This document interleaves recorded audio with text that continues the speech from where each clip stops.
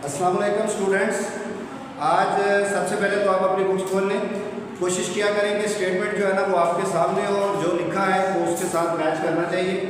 आज का लेक्चर हम अपना सेकंड स्टार्ट करते हैं, the most typical chapter of this book, chapter number 4। आप अगर इस क्वेश्चन को समझने के बाद 3 टाइम रिपीट नहीं कर सकते तो मैथमेटिक्स में से 30 नंबर से ज़्यादा नंबर नहीं आ सकते आपके। ये आज मेरी बात आप नोट कर लीजिएगा। हर क्वेश्चन आपको अपना लेक्चर के बाद 3 टाइम रिपीट करना बहुत ज़रूरी है, अदरवाइज आपकी बुक का एक भी क्वेश्चन पेपर में नहीं आना। इस बुक में से एक भी क्वेश्चन पेपर में नहीं आना। SLO बेस का मतलब ये है कि आपको फैक्टराइजेशन पढ़ाई जा रही है, बट टॉपिक और क्वेश्चन जो है वो इसके कुछ और होंगे। तो अगर आपने रथा मेथड यूज़ किया होगा तो फिर आप नहीं कर पाएंगे। तो इसलिए प्रैक्टिस जो है वो बहुत ज़रूरी है और क्रॉस क्वेश्चन जो है वो ज़रूर किया करें।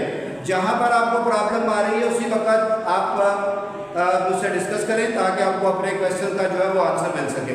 तो बेटा फैक्टराइज वंस अगेन, फैक्टर का मतलब होता है पार्ट्स, पीसेस, छोटे छोटे टुकड़े, और इसके मेथड होते हैं 5, जिसमें से हमने पहला मेथड किया था क्वेश्चन के लिए कॉमन लेना। आपने देखना है कि आपके पास ये आपके सामने कितनी वैल्यू है, पहले डिसाइड कर लें कितनी वैल्यू है।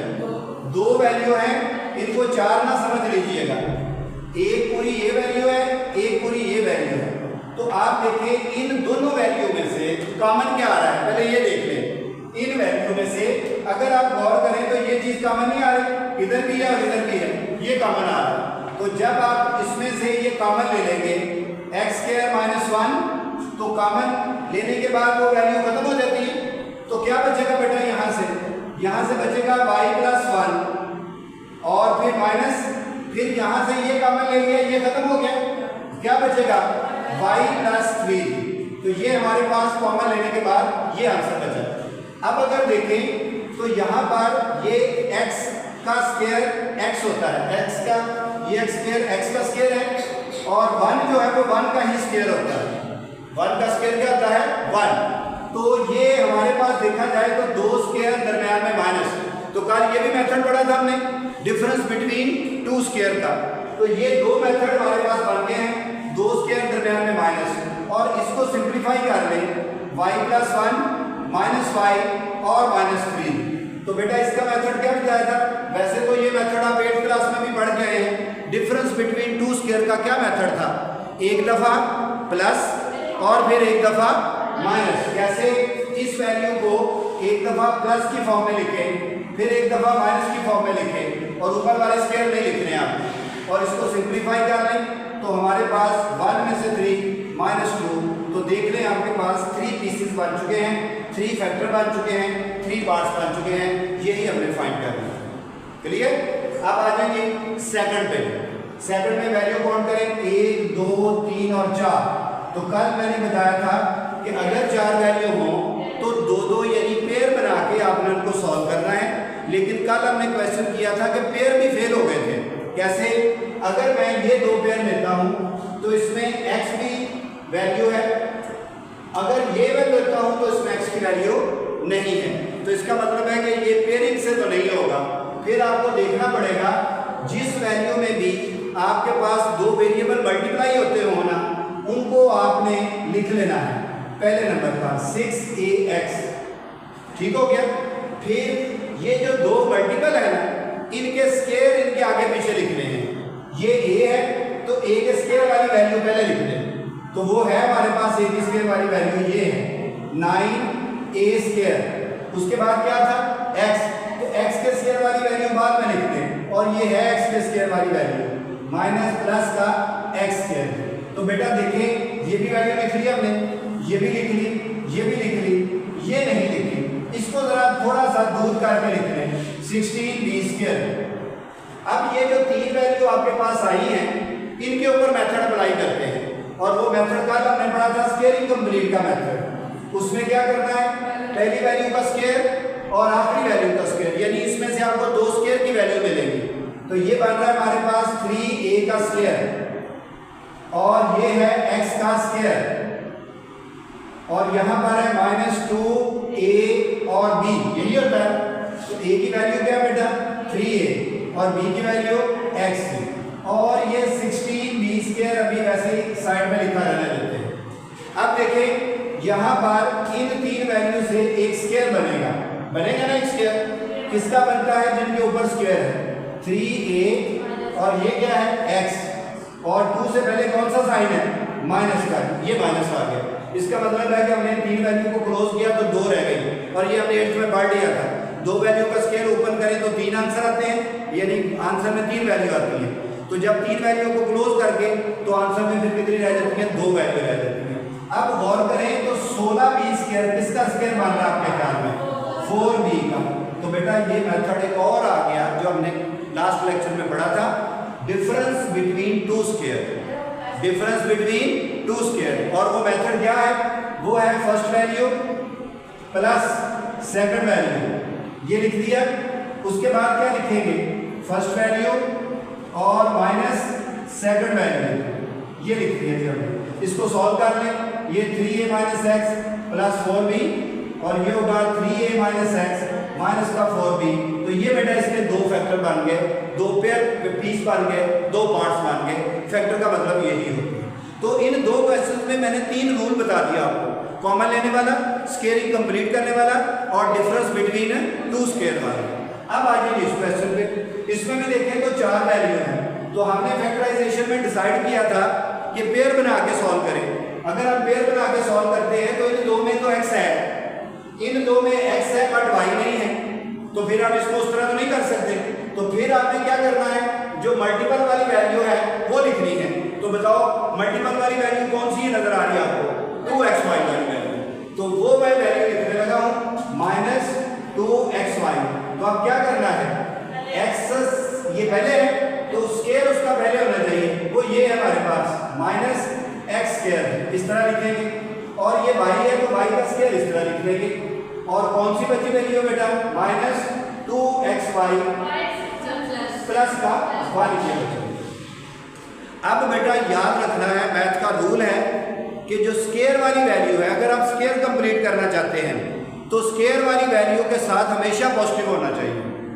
स्क्वायर वाली वैल्यू के साथ हमेशा क्या होना चाहिए, तो क्या है ये स्क्वायर वाली वैल्यू के साथ पॉजिटिव, क्या है ये, नहीं है।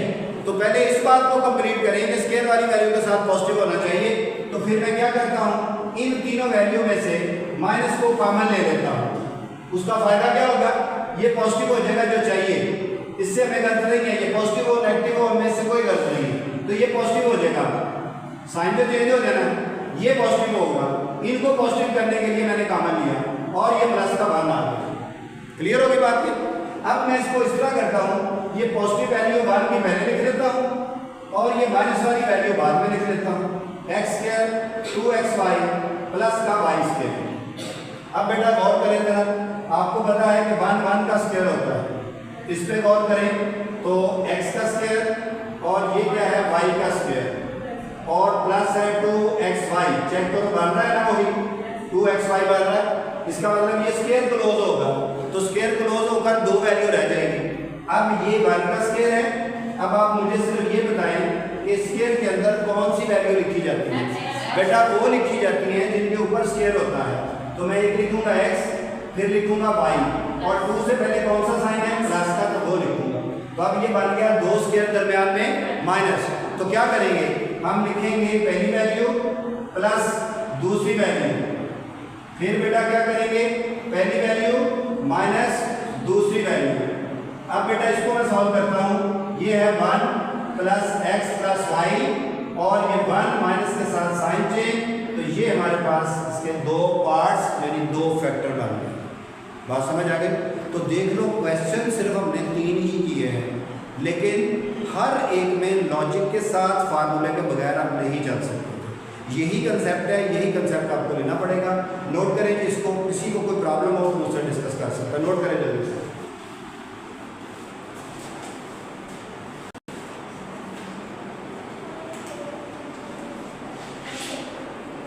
अब क्वेश्चन नंबर 9 की स्टेटमेंट को जरा गौर से पढ़ लें। इसमें वर्ड आया है पॉलिनोमियल, और लास्ट लेक्चर में हमने बड़ी डिटेल से डिस्कस किया था कि व्हाट इज़ पॉलिनोमियल।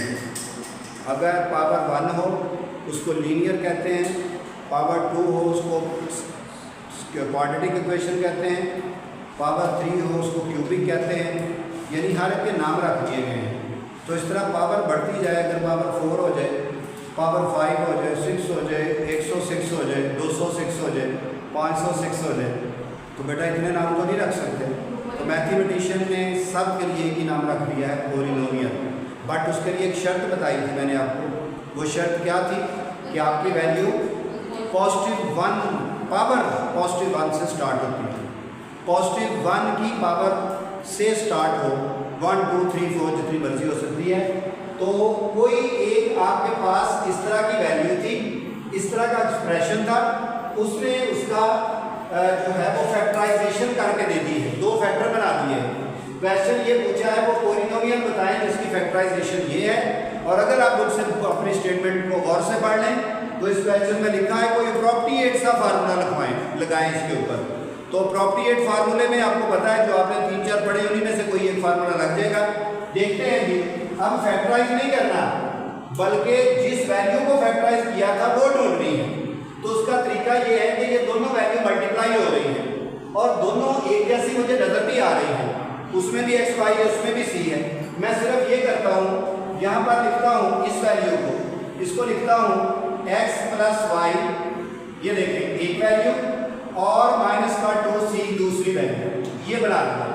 इसी तरह ही मैं दूसरी को बनाऊंगा फिर, तो वो क्या होगा x + y एक वैल्यू और +2c दूसरी वैल्यू। तो उसने कहा था अप्रोप्रिएट फार्मूला यूज करें। तो देखो value same sign difference, value same हो और साइन डिफरेंट हो। तो 8th क्लास में आपने पढ़ा था क्या, डिफरेंस बिटवीन 2 स्क्वायर। जब वैल्यू सेम हो और साइन डिफरेंट हो तो उनको मल्टीप्लाई करते वक्त डिफरेंस बिटवीन 2 स्क्वायर बना देना है। तो वो देखें ये 2 वैल्यू है x + y इसका स्क्वायर और दूसरी वैल्यू है 2c इसका स्क्वायर और दरमियान में माइनस। तो 2 स्क्वायर दरमियान में माइनस का फार्मूला बन गया। अब कंफ्यूज नहीं होना आपने, पिछले क्वेश्चन में ऐसा बना था तो हमने ऐसा बना दिया था, उसमें फैक्टराइज कहा गया था, इसमें फैक्टराइज नहीं कहा गया बल्कि कहा गया है कि किस वैल्यू को फैक्टराइज किया है। मेरी बात समझ आ गई? तो अब बेटा इसको सॉल्व कर दो। अब आपको ये x + y का स्क्वायर आता है बोलना, क्या होता है, फर्स्ट वैल्यू का स्क्वायर प्लस सेकंड वैल्यू का स्क्वायर, फिर क्या होगा +2 फर्स्ट वैल्यू और सेकंड वैल्यू और माइनस इसका स्क्वायर क्या होगा बेटा 4c²। तो इसको सॉल्व कर दो, ये बनेगा x² y² + 2xy - 4c²। ये आंसर आ गया जी हमारे पास। अब ये पॉलिनोमियल है, आप इस पे एग्री हैं कि ये पॉलिनोमियल है? क्यों एग्री है? क्योंकि इसमें पावर पॉजिटिव आपको मिल रही है, नेगेटिव पावर आए तो वो पॉलिनोमियल है नहीं है। तो ये क्वेश्चन इस तरह था। अब इस क्वेश्चन की स्टेटमेंट कुछ और है, वो कह रहा है कि ये जो आपके पास एक्सप्रेशन दिया गया है इसको आपने सिर्फ 2 स्क्वायर के डिफरेंस की फॉर्म में लिखना है, सॉल्व नहीं करना। सिर्फ 2 स्क्वायर बनते हो और डिफरेंस आता हो यानी दरमियान में माइनस का साइन आता हो, ये करना है। तो अब आप इस तरह करेंगे, आप गौर करें कि इसको हमें फैक्टराइज करके ही 2 फैक्टर बनाने पड़ेंगे ना, 2 स्क्वायर बने दरमियान में माइनस आए। तो इसमें फैक्टराइज कहा नहीं गया था, लेकिन क्वेश्चन की रिक्वायरमेंट कुछ ऐसी है कि हमें फैक्टराइज करना पड़ेगा क्योंकि डिफरेंस बिटवीन 2 स्क्वायर 2 ही फैक्टर बनाने पड़ेंगे ना। तो ये तो हमारे पास देखा जाए तो 4 वैल्यू बन रही है, तो 2 का पेयर का अगर सोचें तो इसमें xy है, इसमें तो xy इकट्ठा है, इधर z नया है, इधर तो z है ही नहीं, तो फिर आप इस तरह फैक्टराइज नहीं कर सकते। तो ऐसी सिचुएशन में हमने क्या किया था, हमने देखा था कि जो मल्टीपल की वैल्यू है वो लिख रही है। तो क्या है मल्टीपल की वैल्यू 4xy वो लिखी, और इससे पहले बताओ मैं क्या लिखूं, फिर x का स्क्वायर वो ये है, इसके बाद क्या लिखूं y² वाली ये वाली वैल्यू 4y², और जो बच गई है वो z² वो ये है। अब बेटा इन 3 वैल्यू पे गौर करना है आपने कि ये x का स्क्वायर है और ये 2y का स्क्वायर है और ये दरमियान में 2ab, a इसको कहते हैं और b इसको कहते हैं दूसरी वैल्यू। क्या हमने ये ठीक लिखा है? इसका फैसला भी होने लगा है। मल्टीप्लाई करो 2 2 4xy, चेक करो ऊपर भी 4xy है, इसका मतलब ठीक लिखा है। अब माइनस का z² वैसे, अब इन 3 पे गौर करो तो बताओ ये किसका स्क्वायर खोल के लिखा है जी, बताओ जी जिनके ऊपर स्केयर होता है वो वैल्यू, और 2 से पहले प्लस। अब बेटा ये किसका स्केयर है? z का स्केयर।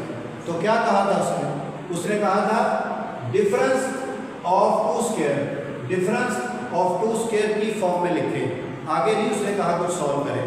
तो ये डिफरेंस ऑफ टू स्केयर की फॉर्म है, समझ गए? अब आ जाओ जी इस पे, इसमें उसने कहा था ये इक्वेशन है और ये इसके दो फैक्टर हैं, एक उसने कहा ये है और दूसरा मिसिंग है। पहले बात तो सुन लें, इसके दो ही फैक्टर होने थे। कैसे पता चलता है? जितनी पावर होती है उतने फैक्टर होते हैं, जितनी पावर उतने फैक्टर। तो 2 पावर थी, 2 ही फैक्टर बनने थे, 2 ही टुकड़े बनने थे, 2 ही पार्ट्स बनने थे।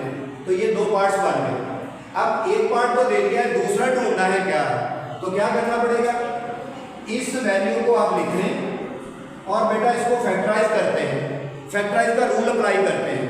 कॉमन लेने का पहला रूल था, इन तीनों में से कुछ कॉमन नहीं आ रहा, तो फिर दूसरा रूल था कि आपने पहली और आखिरी वैल्यू का स्केयर देखना है। तो ये भी नहीं स्केयर बन रहा, ये भी नहीं स्केयर बन रहा, ये भी रूल था, वो भी नहीं पूरा हो रहा। फिर आपने नेक्स्ट रूल पे जाना है, वो है मिड टर्म ब्रेक का रूल। मिड टर्म ब्रेक का रूल क्या है? ये 2 है और ये 27 है, इसको मल्टीप्लाई करें तो कितना हो जाएगा? 54। तो आप 54 के प्राइम फैक्टर बना लें, ये बन जाएगा 2 2 4 7 9 3 3 9 और 3 1 3। तो बेटा माइनस करके 3 आना चाहिए, नई चीज नहीं है, मिड टर्म ब्रेक पढ़ के आए हैं आप, एग्री करते हैं ना कि आप पढ़ के आए हैं मिड टर्म ब्रेक। अब बेटा माइनस करके 3 आना चाहिए। तो कौन से 2 फैक्टर होंगे? फर्स्ट वैसे, सेकंड वैसे, तो ये हो गए भाई 3 3 9 8 और 3 2 6। देखो यही नहीं 2 बन रहे, माइनस करो इनको, 9 में से 6 3 ही बन रहे और मल्टीप्लाई करो 9 6 54। तो ये आपने रफ में बना के इसको चेक भी कर लेना है, समझ गए बेटा? तो ये 2 फैक्टर लिखे फिर 9y और 6y, और ये क्या साइन है? माइनस का। वो पहले वाला वैसे लिखते हैं और इधर वाला साइन कैसे लिखते हैं? इन दोनों को मल्टीप्लाई करके, माइनस माइनस क्या होता है? प्लस। तो ये 4 वैल्यू बन गए। तो फैक्टराइजेशन में 4 वैल्यू बन जाए तो 2 2 करके कॉमन लेते हैं, इन दोनों में से कॉमन आ रहा है y। तो बेटा आपको पता है 2 वैसे रहेगा, एक y बाहर ले लिया, एक बच गया, माइनस y कॉमन ले लिया तो क्या बचा? 9 बच गया। अब आ जाए इस पे, इन दोनों में से कॉमन ले ली, क्या कॉमन आएगा इनमें से? दोनों में क्या कॉमन आ रहा है? 3 कॉमन आ रहा है बेटा, है ना 3 इसमें। कॉमन का क्या रूल बताया था कि वो उसको परफेक्टली डिवाइड कर दे। तो क्या 3 इसको परफेक्टली डिवाइड कर रहा है? क्या इसको भी कर रहा है? तो 3 कॉमन ले लिया, तो ये 3 2 6 और 3 3 9 3 27। तो पहले 4 वैल्यू थी, अब कितनी रह गई? 2। अब इन दोनों में से देखें क्या कॉमन आ रहा है? ये कॉमन आ रहा है ना दोनों में एक जैसे, तो ये कॉमन ले 2y माइनस 9। क्लियर? तो कॉमन लेने वाली वैल्यू फिर छोड़ देते हैं, क्या बचेगा यहाँ से? y बचेगा, प्लस ये छोड़ दें, क्या बचेगा? 3। तो बेटा ये 2 फैक्टर बने, तो एक तो उसने पहले बता दिया था हमें, तो बताओ मिसिंग कौन सा है? 2y minus 9। तो बेटा ये मैं मिसिंग की जगह पे 2y माइनस 9 लिख देता हूँ। यही इस क्वेश्चन में पूछा गया।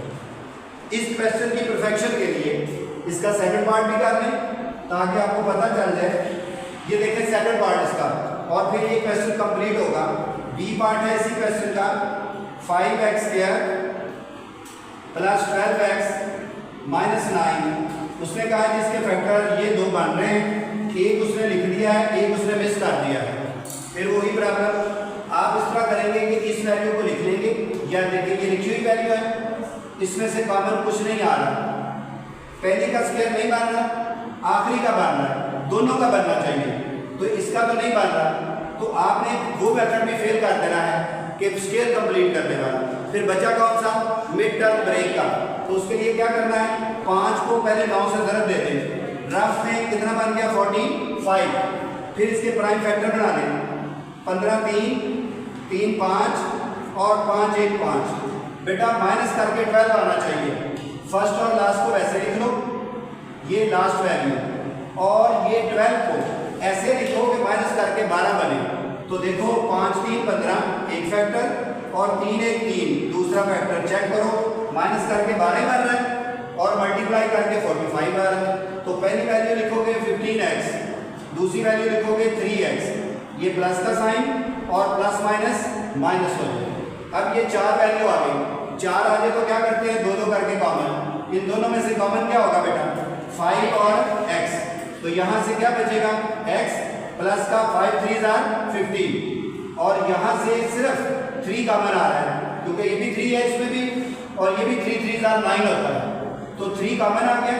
x शुरू में माइनस कॉमन है तो इसका साइन चेंज हो जाता है, तो प्लस का 3 3 9। अब 4 की बजाय 2 वैल्यू रह गई, अब इन दोनों में से क्या कॉमन आएगा बेटा, x प्लस 3 कॉमन आएगा, कॉमन वाली वैल्यू छोड़ दो, क्या बचेगा 5x प्लस माइनस का, ये भी छोड़ दो, इधर से कॉमन ले लिया तो माइनस का 3। तो बेटा ये 2 फैक्टर बने, तो एक तो उसने दिया हुआ था हमें, तो मिसिंग कौन सा हुआ फिर 5x माइनस 3, तो वो 5x माइनस 3 को मैंने मिसिंग फैक्टर के तौर पे लिख दिया। अब क्वेश्चंस आपको समझ आ गई होगी कि कितने कंसेप्चुअल हैं, इनके ऊपर अगर आपने इसको 3 दफ़ा रेपिटेशन में ना लेकर आए तो ये आपके लिए पहाड़ बनते जाएंगे। इसलिए आपने कल नेक्स्ट लेक्चर शुरू होने से पहले इसमें से कोई चीज़ समझनी होगी तो वो डिस्कस करनी है, इन क्वेश्चंस को नोट करें और एवरी स्टूडेंट जहाँ जहाँ पर भी कोई है, हर स्टूडेंट इसको 3 टाइम, पूरे चैप्टर को खास तौर पे नहीं, पूरी बुक के हर क्वेश्चन को 3 टाइम करेंगे तो फिर आप इस मैथ को कैप्चर कर पाएंगे। जी आज के लिए इतना ही, अल्लाह हाफ़िज़।